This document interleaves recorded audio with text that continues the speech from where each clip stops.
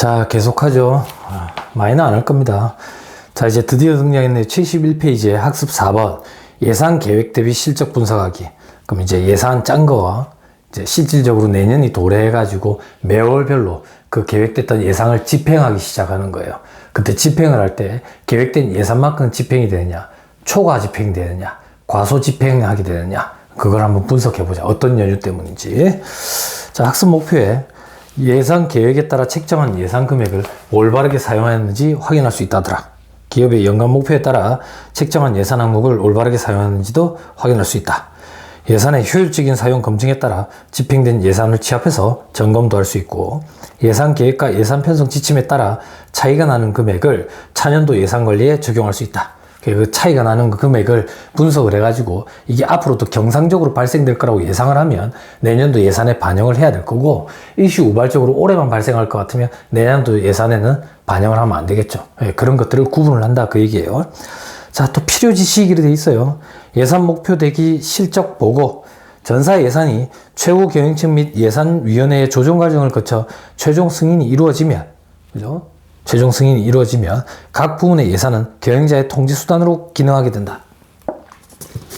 일반적으로 대기업인 경우에는 그룹 전체 회장님 보고로 들어간다고 1월 중순에. 그때 회장님이 오케이 사인을 주면 이제 올해 내년도 예산이 돼버리는 거지. 그죠? 그러면 이제 예산 대비 집행 내역을 보면서 통제를 하기 시작하겠죠. 예산 제도의 가장 중요한 목적은 경영 통제를 위해서 필요한 정보를 적시에 제공하는 것이다. 이를 위해서는 각 부문에 대한 예산 실시에 따른 결과가 적시에 보고되어야 한다. 자, 이 얘기입니다. 예산이 잡혀 있다. 그럼 실질적으로 그 달에 잡혀 있는 예산을 집행을 할 때 그 집행을 담당하는 실질 현업에 있는 부서에서 이걸 집행할 거라고 얘기를 하고, 집행과 동시에 기획팀이나 회계팀 혹은 재경팀으로 그 관련 증빙을 보내옵니다. 그런 걸 가지고 비교를 해서 위에 최종적으로 임원의 승인이 이루어지면 집행이 이루어지는 거예요. 물론 적은 금액인 경우에는 그런 절차를 생략하죠. 근데 금액이 클 때는 다시 또 재차 보고가 다 들어갑니다. 자, 좋은 예산 실적 보고서는 다음과 같은 특징을 가진다더라. 예산과 실적의 차이를 원인별로 구분해서 그 이유에 대해서 설명하고 있다. 그죠? 좋은 예산 실적 보고서라는 얘기는 아까 얘기했죠. 매월별로 월간회의 때 예산 대비 매월 실적 내역이 어떻게 되는지, 차이는 왜 발생했는지, 이 차이는 앞으로도 어떤 영향을 미칠 건지, 이 내역들을 다 파악해서 매월별로 팀장급들이 모여서 임원과 같이 회의를 합니다. 그런 이유에 대해서 설명해야 된다. 그리고 동그라미 2번에 예산연도 말에 나타날 결과에 대한 예측이 포함되어 있다. 지금 생각지도 못한 큰 금액이 예산으로 잡히지 않은, 예상치도 못한 큰 금액이 집행이 되게 되었어. 그럼 이 집행이 된 금액이 올해 연도 말에 회사의 예산 손익에 어떤 영향을 미치는지 그것도 파악할 수 있다 그 얘기예요. 자, 그리고 동그라미 3번에 예산보다 사용한 실적이 많거나 판매액 실적이 예산보다 적을 때는 이를 개선하기 위해서 취해지고 있는 조치와 그로 인한 효과가 언제 나타날 것인가가 포함되어 있다. 갑자기 예상했던 금액보다 더 많은 지출이 발생하게 됐어. 그러면 이 많은 지출을 앞으로 어떻게 할 거냐? 매년 발생할 거라고 예상하고 내년도 예산에도 세팅을 할 거냐? 아니면 올해 일단 이것 말고 다른 지출이 예상되는 예산 비용에서 조금씩이라도 절감을 할 수 있는 부분이 있으면 절감을 해가지고 여기서 실질적으로 더 많이 발생한 지출과 퉁쳐버릴 거냐? 그런 의사결정을 해야 된다 그 얘기예요. 그리고 판매 예산, 매출액이 예상치보다 저조하면 어떤 원인에서 저조하게 됐는지를 분석을 해서 앞으로 어떤 영업 활동을 조금 더 할 건지, 그리고 판촉과 그런 활동을 어떤 걸 더 강화할 건지, 그런 거에 대해서도 논의를 거쳐가지고 실시한다 그 얘기예요. 자, 박스 2번에 예산 목표 대비 실적 분석의 의의가 되어 있죠. 예산 목표 대비 실적 분석은 연간 경영 계획으로 예산 제도를 운영함에 있어 목표와 실적을 비교 검토하여 차이를 발생시킨 원인을 규명함으로써 개선 방안을 수립할 수 있도록 하는데 의의와 목적이 있다. 좋은 의의와 좋은 목적이 있죠. 자, 다음. 자, 아무리 과학적이고 합리적으로 예산 목표가 수립되었다 하더라도 예산과 실적 사이에는 차이가 발생할 수밖에 없다. 우리가 전지전능한 신이 아니잖아요. 내년도에 어떤 일이 발생할 건지 어떻게 알겠어요? 무조건 틀어질 수밖에 없는 거예요. 예산 목표는 미래의 결과치에 대해서 예측을 통해서 정하기 때문이다. 반면 실제로 집행된 결과치인 실정은 다양한 환경 변화에 의해서 결과가 달라지기 때문이라더라. 박스 3번에 예산 실적 차이 분석도 있죠. 예산 관리가 예산 편성에서 집행하는 과정만의 반복으로 이루어진다면 예산 목표에 대한 타당성 검증이나 적정성 여부를 판단할 수 없을 것이다. 다시 말해서 예산 목표와 실적에 대한 차이 분석이 없다면 예산에 거품이 있었는지, 목표 대비 달성률, 업무 수행 실적에 비해 과다한 비용 지출이 있었는지에 대한 검증이 제대로 이루어지지 않을 것이다. 따라서 예산을 집행하고 난 후 계획된 실적에 대한 차이 분석은 필수적으로 이루어져야 한다. 차이 분석이 왜 필요한지, 그 차이 분석의 필요성, 타당성, 그죠? 그 유용성에 대해서 설명하는 거예요. 필요성에 대해서. 자, 예산 실적 차이 분석의 종류, 유리한 차이와 불리한 차이가 돼 있죠. 이건 여러분들 관리회계 시간에 관련원가 분석이라는 파트에서 유불리 이런 거 공부해 봤을 거예요. 유리한 차이냐, 불리한 차이냐, 그죠? 자, 유리한 차이와 불리한 차이는 예상과 실제의 이익 차이가 영업이익에 미치는 영향을 말한다. 유리한 차이, favorable variance 이렇게 돼 있죠. 그죠? 영업이익을 증가시키는 차이로 보통 약어 F로 표시를 한다. 불리한 차이는 unfavorable variance 어쩌고저쩌고 이래가지고 보통 약어 U로 표시한다더라. 그래서 예산보다 실적이 적게 집행이 되면 수익인 경우에는 불리한 차이겠죠. 생각했던 수익보다 적게 들어왔으니까. 근데 비용인 경우에는 실제 예상했던 비용보다 실제 적게 집행이 됐으니까 손익에는 플러스가 되니까 유리한 차이다 이렇게 표현한다. 반대의 경우에는 반대고. 자, 이번에 매출 차이 분석하고 되어 있죠. 예산 매출액과 실제 매출액의 차이 발생 원인을 확인하기 위한 분석이다. 예산과 실제 매출액의 차이는 주로 예산과 실제 판매 단가의 차이, 매출 수량의 차이, 실제 매출 조합의 차이에서 발생한다. 그래서 여러분들 표준원가 계산이라는 파트 공부할 때 판매 중심점의 성과평가라는 걸 한다고. 매출 가격 차이, 매출 조업도 차이, 시장 점유율 차이, 규모 차이, 배합 차이, 수량 차이 이런 거 분석했던 거 기억나세요? 그걸 한다 그 얘기예요. 그걸. 자, 예산 판매 단가와 실제 판매 단가의 차이에 의해서 발생하는 매출 차이를 매출 가격 차이라고, 매출 수량과 실제 매출 수량의 차이에 발생하는 차이를 매출 수량 차이라고, 조합과 실제 매출 조합의 차이에 의해서 발생하는 차이를 매출 조합 차이란다. 조합이라는 얘기는 여러분들 원가회계 시간에 공부한 꾸러미 있죠. 꾸러미. 얘기예요. 내가 한 꾸러미를 파는데 이 한 꾸러미 안에 하얀 공 2개랑 빨간 공 3개를 같이 꾸러미로 해서 팔아요. 이게 나을지 하얀 공 3개랑 빨간 공 2개를 조합해가지고 파는 게 나을지 그걸 가지고 고원이익을 뽑아내고 의사결정하는 거 공부하셨잖아요. 원가회계 시간에. 그죠? 그 얘기하는 거예요. 그런 조합의 차이가 발생할 수 있다. 넘어갑니다. 그게 실무적으로는 어떻게 적용이 될까요? 이렇게 생각하면 편해. 매출 조합이라는 얘기는 요즘에 여러분들 홈쇼핑 많이 보시면 그 세탁기 판매하는 거 있잖아요. 세탁기 판매할 때 건조기도 판매한다고. 요즘에 건조기가 가정 필수품이 돼버렸어. 필수 가전이 돼버렸다고. 그러면 세탁기랑 건조기 2대가 각각 있는데 세탁기와 건조기가 하나는 삼성 제품이고 하나는 LG 제품이면 둘이 호환이 안 돼. 호환이 안 된다는 얘기가 뭐냐면 각각 별도로 바닥에 둬야 되기 때문에 장소를 많이 차지한다고. 근데 요즘에 나오는 세탁기와 건조기는 도킹이라는 게 돼요.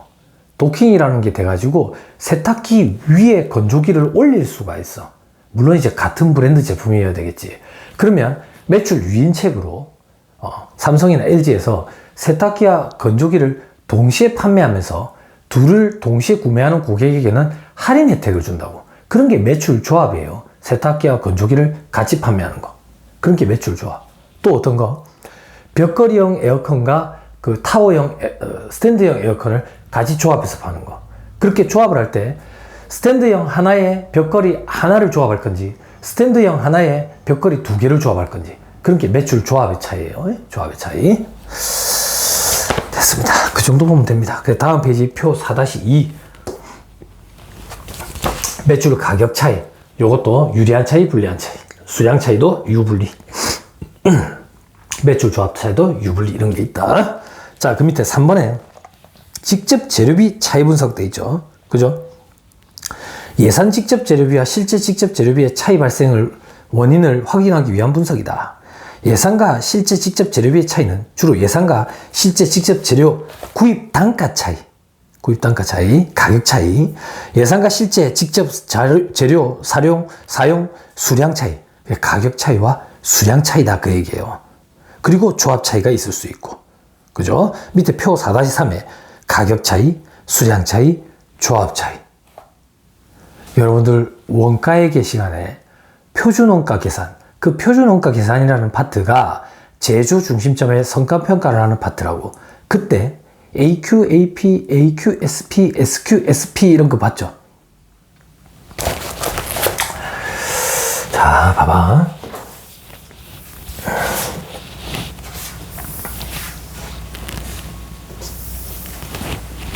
자, 이 얘기라고. AQ, AP.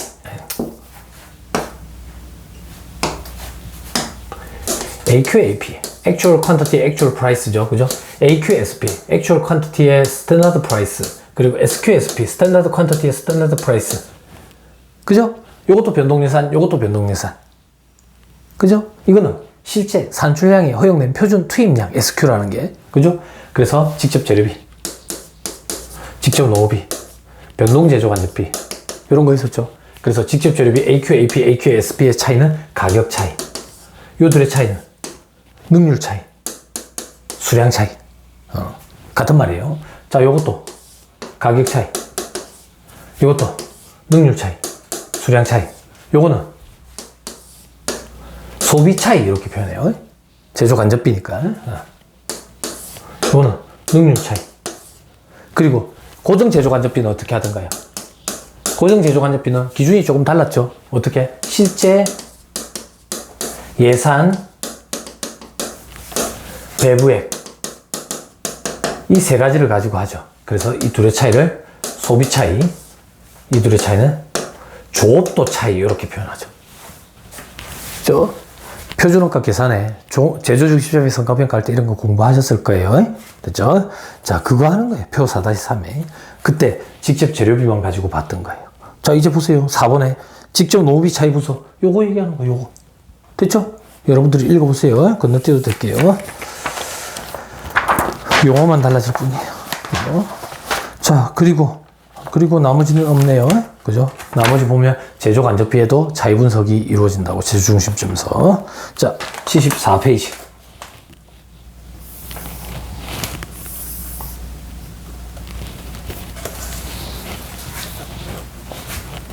자, 74페이지 밑에 박스 5번에 예산 차이 분석 고려 원칙이 되어 있죠. 예산 차이 분석을 실시할 때는 다음과 같은 원칙을 좀 고려해야 된다더라. 그죠? 이런 건 좀 기억해야 되겠죠. 자, 발생 원인의 규명. 예산 차이의 발생 원인은 한 가지로 특정되는 경우는 드물다. 대개의 경우 여러 원인이 복합적으로 영향을 미치고 있음에 유의해야 된다. 자, 이렇게 생각하면 돼요. 요번에 우리 회사의 매출액이 줄었대. 요번 달에 예산 대비 실적 매출액이 줄었대. 왜 줄었는지 봤더니 판매 단가는 도리어 높아졌대. 근데 왜 매출액이 줄어들었는데? 거래처에서 요구하는 수량이, 오더 들어온 계약 수량이 줄어들어 버린 거야. 이 줄어들어 버림으로 인해 가지고 감소한 매출액이 판매 단가 상승으로 인한 매출액의 증가분을 상쇄하고도 남을 만큼이었던 거야.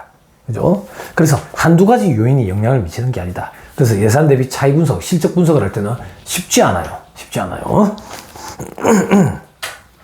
또한 비용 효익 원칙을 적용해서 발생 원인의 규명을 통해 얻게 될 효익과 발생 원인을 규명하는 데 소요될 기대 비용의 정도를 비교해야 된다. 자, 이 얘기입니다. 여기에 예산 대비 실적 차이 분석을 하는데 여기에 미치는 요인이 변수가 너무 많은 거라. 그래서 이 변수를 파악해가지고 이 차이가 왜 발생했는지 분석하려고 보니까 한 달을 걸릴 것 같아. 그리고 인력은 한 100명이 투입돼야 될 것 같고. 그럼에도 불구하고 최고 경영자가 어떻게든 이걸 찾아내라. 이거는 비용 효익 차원에서 안 맞다 그 얘기예요. 그걸 찾아낸다고 해서 우리가 얻는 효익이 얼만데, 그런데 그 효익을 얻기 위해서 투입되는 인건비라든지 소요되는 시간이라든지 요걸 따져봐 가지고 비용이 효익보다 작은 경우에만 분석이 이루어지는 게 훨씬 더 합리적이다 그 얘기라고. 됐죠? 자, 밑에 신속성의 원칙. 신속적으로 체크를 해야지. 수시로. 그래야지 문제점이 발생됐을 때 바로 조치를 취할 수가 있겠죠. 3번에 정확성의 원칙. 당연히 차이 분석을 한 자료가 정확해야겠죠. 4번에 시기 적절성의 원칙. 그죠? 의사결정자, 회사의 최고 경영자가 어떤 의사결정을 해야 되는데 그때까지 이 차이 분석을 좀 뽑아오라 그러면 그때까지 뽑아줘야 되죠. 그래야지 의사결정을 하는데 도움이 될 거 아닙니까? 그죠? 그래서 시기적절해야 된다. 그죠? 자, 그리고 예산 실적 차이 발생의 근본 원인도 있죠. 근본 원인은 하나가 아니라 다양하다는 것을 인식해야 하고 경영진은 분석 정보를 정확하게 이해하고 이에 근거한 최적의 의사결정을 수립할 수 있다. 대개의 경우 예산 실적의 차이 원인은 복합적이며 이러한 차이의 원인들은 상호 밀접한 연관성을 가지고 있다. 차이 원인이 한두 가지가 아닌데 이 변수들이 유기적으로 결합이 돼가지고 하나가 변동을 일으킬 때 나머지들도 같이 변동을 일으킨다고. 그러면 같은 방향으로 플러스로 변동을 일으키면 좋겠지만 마이너스로 반대로 변동을 일으키는 그런 경우도 있기 때문에 분석하는 것도 솔직히 쉽지가 않다. 자, 박스 7번에 예산 실적 차이 분석 정보와 경영관리 예리 되어 있죠. 그죠? 자, 예산 실적 차이 분석의 정보는 기존의 기업 내부의 문제점 또는 기업 외부의 환경 변화에 따른 미래의 기회와 위험 요인에 대해서 사전에 신호를 제공하는 역할을 한다더라. 그죠? 수압 분석 이런 거 하잖아. 수압 분석. 기회, 위험 이런 거 있잖아. 환경 분석. 환경 분석을 연말에 한 번만 하는 게 아니라 예산 대비 실적 차이가 왜 발생했는지 분석하다 보면 그런 분석까지 자연스럽게 이루어진다 그 얘기예요. 자, 또한 예산 실적의 차이 분석 정보는 최고 경영층이 조직 내 임직원들의 성과를 평가하고 학습을 계획하며 지속적인 개선 활동을 수행할 수 있도록 유용한 정보를 제공한다.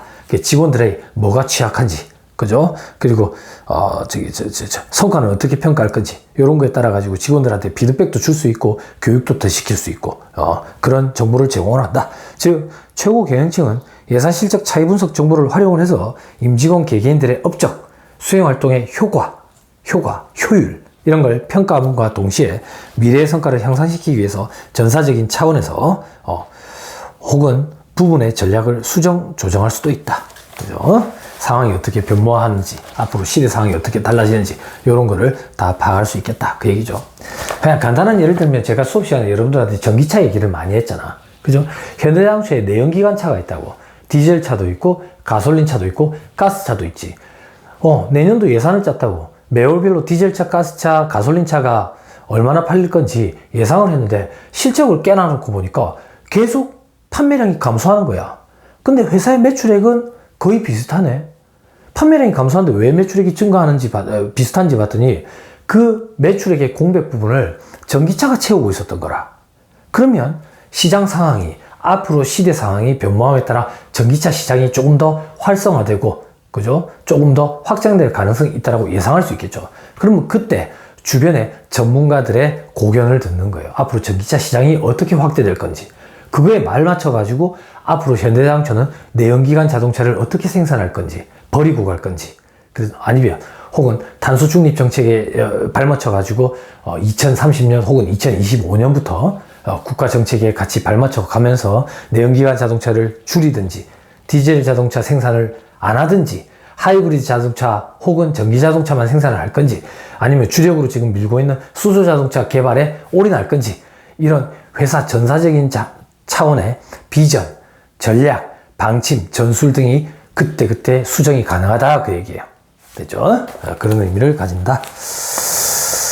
자, 그 정도 보면 안 되겠어요. 자, 그 다음, 자, 차이 분석을 이용한 업적 평가가 되어 있죠. 임직원들의 업적 평가를 위해서 수행 활동에 대해서 효과성과 효율성을 측정할 때 예산 실적 차이 분석 정보를 활용한다. 효과성이란 예산으로 설정된 목표를 달성한 정도를 기준으로 평가할 수 있다. 예를 들어, 예산 매출액, 예산 생산량, 예산 영업이익 등의 실적이 어느 정도 달성되었는지에 따라서 평가하는 경우가 효과성에 대한 업적 평가다. 근데 반면에 효율성은 특정 예산 목표를 달성하기 위해서 소비된 투입 요소의 상대적 소비량의 정도를 기준으로 평가할 수 있다. 예를 들어 예산 생산량 100을 달성하기 위해서 원재료의 양이 50으로 목표가 세팅되어 있었는데 실질적으로 40으로 예산 생산량 100을 달성했다. 그러면 효율성이 높다고 평가하지 효과가 있었다고 평가하지는 않는다고. 되죠? 됐습니다. 자, 이번에 조직의 학습. 예산 실적 차이 분석은 발생한 차이를 통해서 조직의 학습을 돕고 미래의 활동을 개선하는 방법을 찾기 위한 유용한 도구로 활용해야 된다더라. 그죠? 예산 실적 차이 분석에서 업적 평가만 지나치게 강조가 되면 단기적으로는 목표를 달성할 수 있지만 장기적으로는 예산 목표를 낮게 설정하는 등 기업의 가치를 훼손하는 결과를 가져올 수 있다. 직원들이 다 예산을 뻥튀기 시킬 거다 그 얘기예요. 뻥튀기 시킬 거다. 되죠? 따라서 회사 최고 경영층은 예산 실적 차이 분석을 조직의 학습을 향상시키는 도구로 인식해야 한다. 지속적 활동 개선과 예산 편성도 있죠. 분석 정보는 예산 회기 기간 동안 지속적으로 활동 개선을 위해서 활용되어야 할 것이다. 그죠? 그리고 개선된 결과를 차기 위해 예산에 반영하는 예산 순환 과정이라고 표현해요. 이게 완성되어야 한다. 그죠? 자, 이제 수행 내용. 예산 실적 확인, 점검과 향후 적용하기로 돼 있죠. 그죠? 재료, 자료 이런 거 있고, 기기 있고, 안전 유의사항 이런 거 있죠. 그죠? 수행 순서. 돼 있는데. 자, 볼까요? 예산 회기 중에 예산의 실적을 확인하고 점검해서 이후 예산 관리에 활용한다. 월, 분기별, 반기별, 연간 단위로 예산 회기 중 실적 관리 방침을 수립, 활정한다. 매월 합니다. 확정된 예산 실적 관리 방침을 예산을 집행하는 각 사업부 및 부문들에게 알린다. 예산을 집행하는 사업부 및 각 부문의 책임자들은 예산 관리 방침을 알리고 각 실무자들은 관리 양식에 실적을 기입해서 예산 실적 관리 주기에 정해진 기간 내에 사업부 및 부서의 예산 집행 책임자들에게 실적 정보를 보고를 한다. 그죠? 그러면 책임자들은 이걸 취합해 가지고 다음 월과 누계의 차이를 확인할 수 있도록 정리한다. 이렇게 차이 정리합니다. 지금 4월이거든요. 4월에 예산 대비 실적 분석한 거, 그거랑 전년 동월치를 비교해요. 작년도 4월. 그리고 누계치, 1월부터 4월까지 누계치 예산 대비 실적 분석하고 전년 동기간, 작년 1월부터 4월까지 누계치와 또 동시에 비교를 합니다. 이런 식으로 비교가 이루어진다.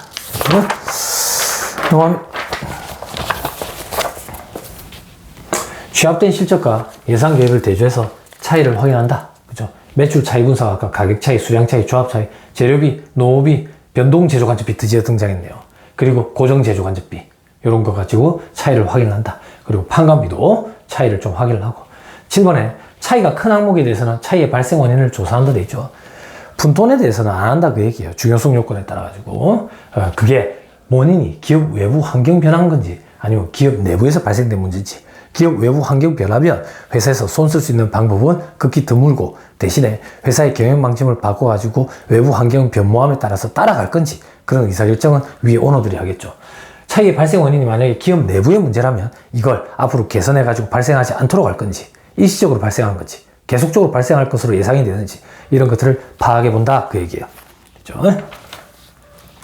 자, 8번에 최고 경영자 부문 책임자, 예산 담당자는 협의를 통해 가지고 이런 대책과 개선 방안을 같이 마련을 한다더라. 9번에 표 양식이 하나 있죠. 당월치, 누계치, 예산 대비 실적 차이 이렇게 돼 있죠. 근데 실질적으로는 여기 하나 더 들어간다고. 전년 동월 그리고 전년 누계 같이 비교를 한다고. 같이 전년 것도 비교를 합니다. 자, 9번에 예산 담당 부서는 사업부와 각 부분의 월 결산 보고서를 취합해서 월 결산 재무제표를 작성을 한다.